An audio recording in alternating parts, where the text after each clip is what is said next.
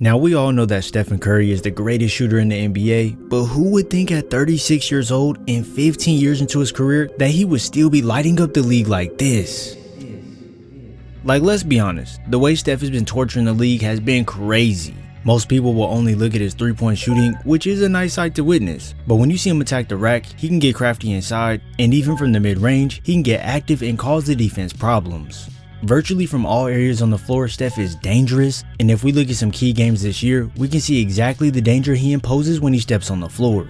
Looking at the stats across these key 4 games, the numbers are truly ridiculous. As you can see, Steph was highly efficient on a high volume of shots. In my series called The Arts of Basketball, I dug deep into how skilled Curry is when getting into his shots, which is a video you must watch. And today we're going to go over just how exactly he picked apart these defenses over these 4 games. Now, if you don't live under a rock, you would know that Steph's cardio is out of this world, and when you pair that with his lightning quick release and highly accurate shooting, this is when you get an unstoppable force. With Curry, he doesn't stop moving on the floor, so even if it seems like he's gonna stop, this is also he can get you to trail behind him, and once he's behind that 3-point line loaded up in his shooting pocket, well, his bomb's away.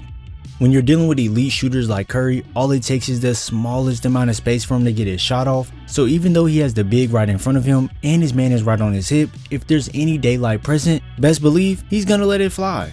Defenders can try anything they want and even pressure him enough to make him lose the ball momentarily, but once he gets that handle back right and delivers a step back, this right here is too much room for him to feel comfortable, and now there's 3 more points added to the score.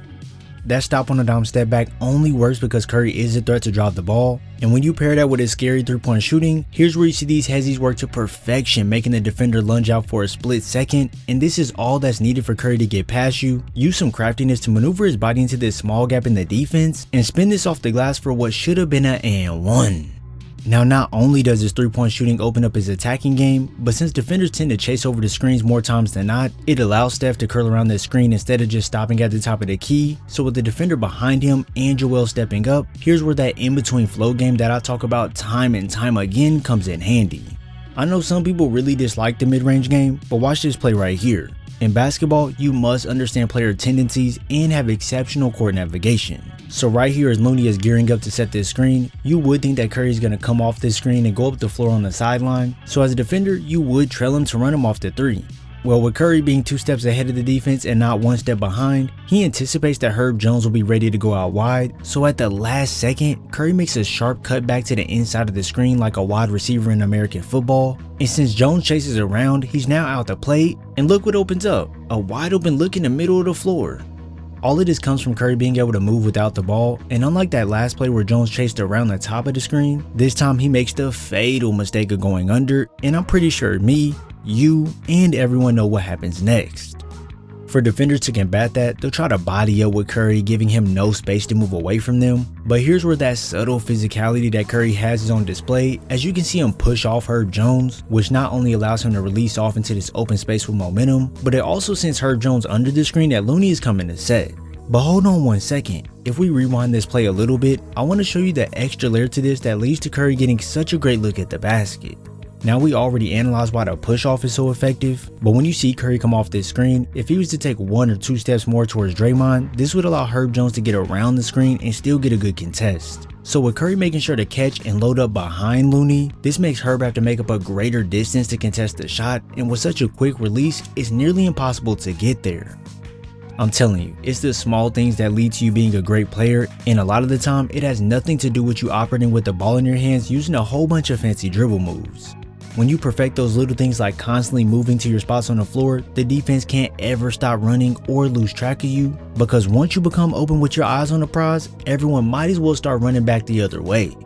This absurd off-ball movement of Curry's is probably the most special part of his game, because when defenders do end up being behind on the play, they'll sell out hard trying to contest the shot, but if that up fake is pulled out the bag making you jump on that trampoline, well, the jumper is straight money.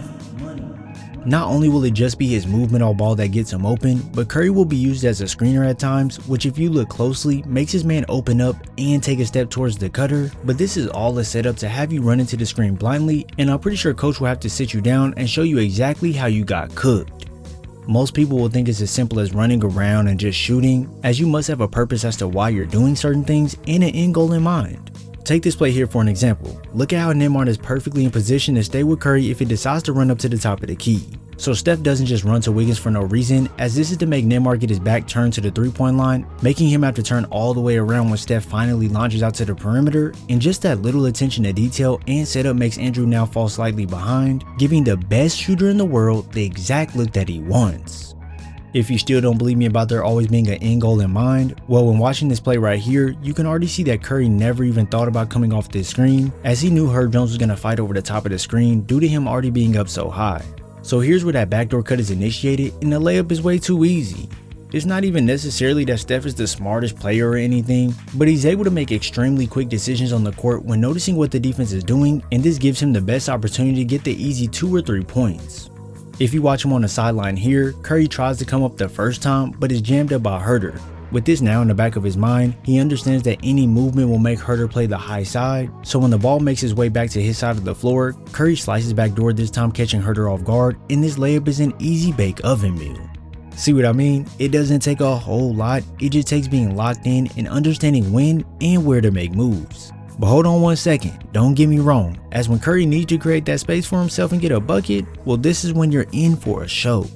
Since he is a threat once passing half court, you'll have guys guard him extra high, but that leaves the defense vulnerable to these crossovers where he now has you beat to get downhill, so when he stops on a dime instead of continuing towards the rack, it'll all out fool the defender, opening up this gap for the deep ball. It's honestly a hard job for the defense because they simply can't give up any amount of room, or else Curry's gonna make them pay up. So just like we discussed earlier, this is what opens up his game in totality, since defenders will try to be up as tight as they can on him, but now when he decides to put the ball on the deck, you're at his mercy, and this step back out of nowhere just cooks you. It'll end up getting so bad to the point where the defense will send a double at him trying to contain him, but with that handle, he's able to evade the defense with the cross, attack the rim, and finish right underneath Barnes for the 2 points. These doubles will either come in a secretive way or they'll be blitzed at him like Zion is trying to do here, but with that quick reaction timing that we discussed, Curry shakes back towards the right side to push downhill, and just before running into the help defense, he can toss up this floater to nail it over the top. This high level of shot making versatility is truly ridiculous. And with Curry always moving on the court, it makes him a nightmare matchup on any given night. Defenses will try everything to stop him, and somehow he'll still end up scoring the ball. Rather it be from the inside, the mid-range, or if he's operating from behind the line, sending it up from deep. Do you all think you could be a coach and draw up a scheme to limit Curry? If so, let me know, because all I could say is play your heart out and do the best you can, because you're certainly not gonna stop him. If you enjoyed this video, be sure to drop a like, subscribe, and turn on post notifications so you're first to know when I upload. I thank you all for your support, and I'll see you in the next video.